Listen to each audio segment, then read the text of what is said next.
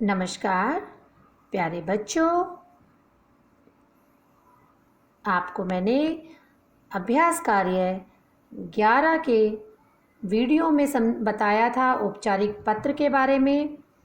औपचारिक पत्र का एक प्रारूप भी आपको लिखवाया गया था। आशा है यह प्रारूप आपने अपनी कॉपी में लिख लिया होगा। ये प्रारूप आपको जो स्क्रीन पर दिखाई दे रहा है, ये प्रारूप मैं आपको कॉपी में लिखवा चुकी हूँ। आज हम इसी प्रारूप के अंतर्गत एक औपचारिक पत्र लिखने का अभ्यास करेंगे। यहाँ पर आप देख रहे हैं, यहाँ एक औपचारिक पत्र दिया गया है। बीमारी के कारण 3 दिन के अवकाश के लिए प्रधानाचार्य जी को प्रार्थना पत्र लिखिए। ये आपको एक औपचारिक पत्र लिखकर दिखाना है यहाँ, तो आप समझिए हम कैसे इसको लिखेंगे। यहाँ पर देखिए, मैंने आपको समझाया था कि जब हम कोई भी औपचारिक पत्र लिखते हैं तो सबसे पहले हमें संबोधन शब्द लिखना है। तो यहाँ पर हमने संबोधन जो शब्द लिया है वह लिया है सेवा में। यहाँ पर हम प्रतिष्ठा में भी ले सकते हैं, लेकिन मैंने यहाँ पर लिया है सेवा में। तो यह संबोधन शब्द आपने सबसे पहले लिखना है। इसके पश्चात हमने आपको प्रारूप में बताया था कि हमें लिखना है पद का नाम।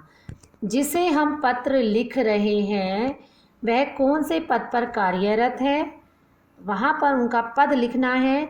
तो यहाँ पर हम स्कूल के प्रधानाचार्य जी को पत्र लिख रहे हैं, इसलिए हम यहाँ लिखेंगे प्रधानाचार्य जी।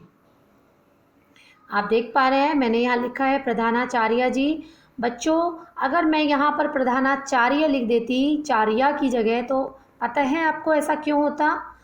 अगर हमें यहाँ पर लेकिन दिया गया है, हमें यहाँ दिया गया है कि प्रधानाचार्य को पत्र लिखना है, लेकिन यदि हमें यहाँ दिया होता प्रधानाचार्य को पत्र लिखना है। अब ये चार्य और चार्या में क्या अंतर है ये समझ लीजिए पहले।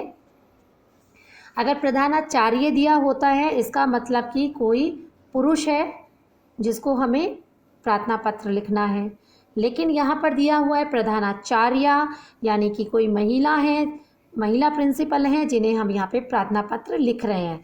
तो अगर कोई महिला है तो उसके लिए हम प्रयोग करते हैं प्रधानाचार्य। अगर कोई पुरुष है तो उनके लिए हम प्रयोग करेंगे प्रधानाचार्य। लेकिन यहाँ पर क्योंकि हमारे स्कूल की जो प्रिंसिपल है वो एक महिला है और हमें प्रश्न में भी दिया गया है प्रधानाचार्य, तो इसलिए हमने यहाँ पर प्रधानाचार्य जी लिया है।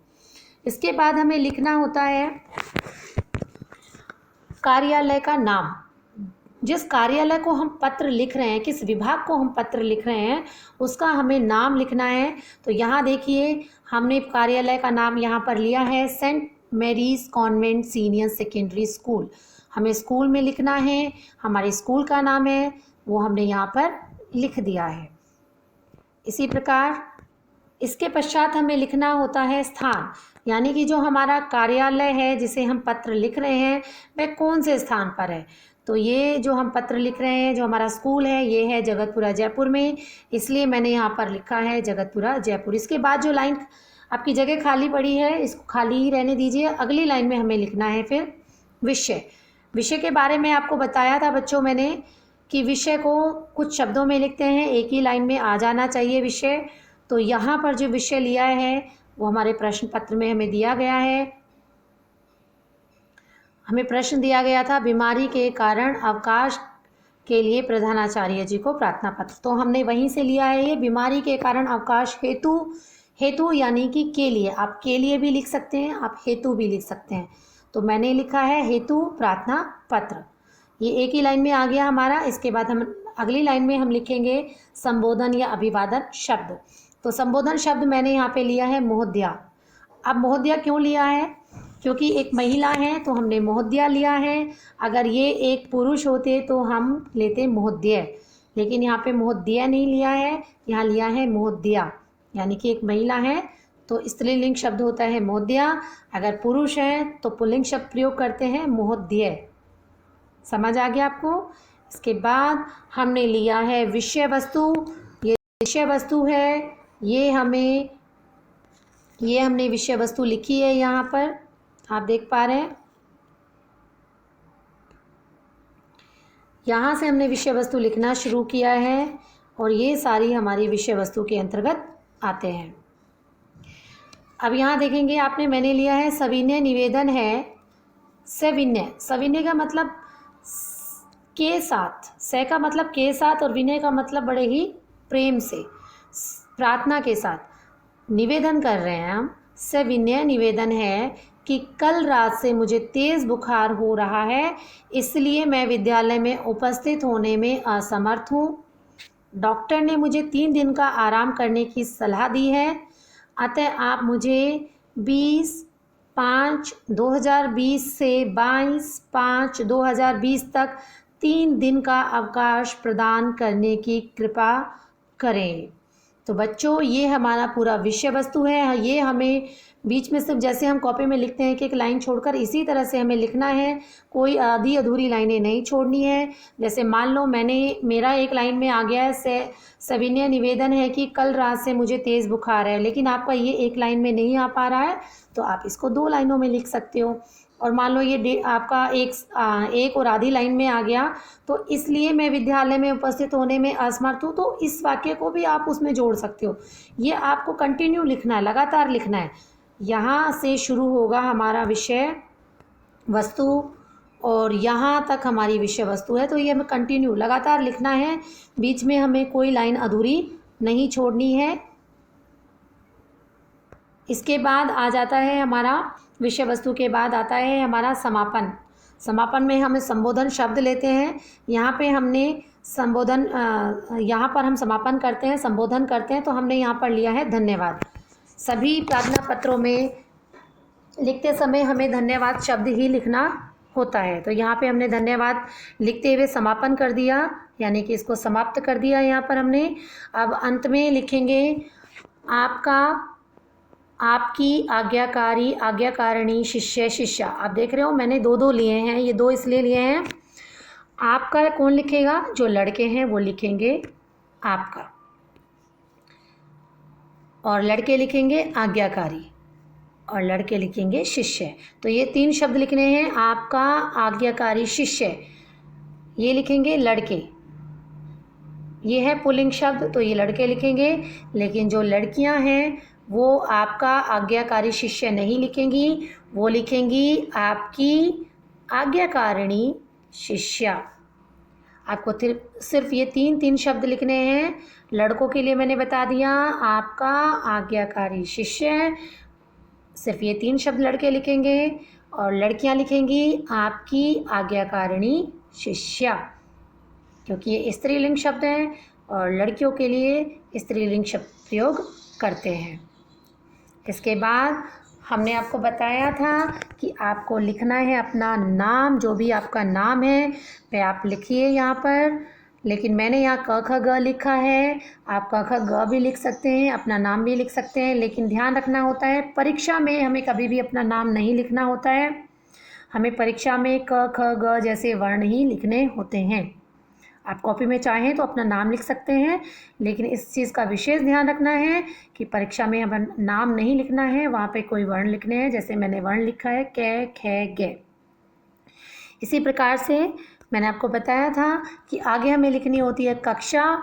अब यहाँ देखेंगे कक्षा में मैंने लिखा है, कक्षा हमारी है चतुर्थ। अब आप कहेंगे कि मैम ये ए लिख दिया, मैंने लिखा है सेक्शन के लिए। अगर आप ए सेक्शन में हैं तो अ लिखिए, बी सेक्शन में है तो ब लिखिए, सी सेक्शन में तो स लिखेंगे, डी सेक्शन में है तो द लिखेंगे, और ई सेक्शन में है तो ई लिखेंगे। हिंदी में लिखना है हमें ये, तो हमने लिखा है कक्षा चतुर्थ अ। समझ आ गया आपको ये? इसके बाद हमने यहाँ पर लिखा है अनुक्रमांक।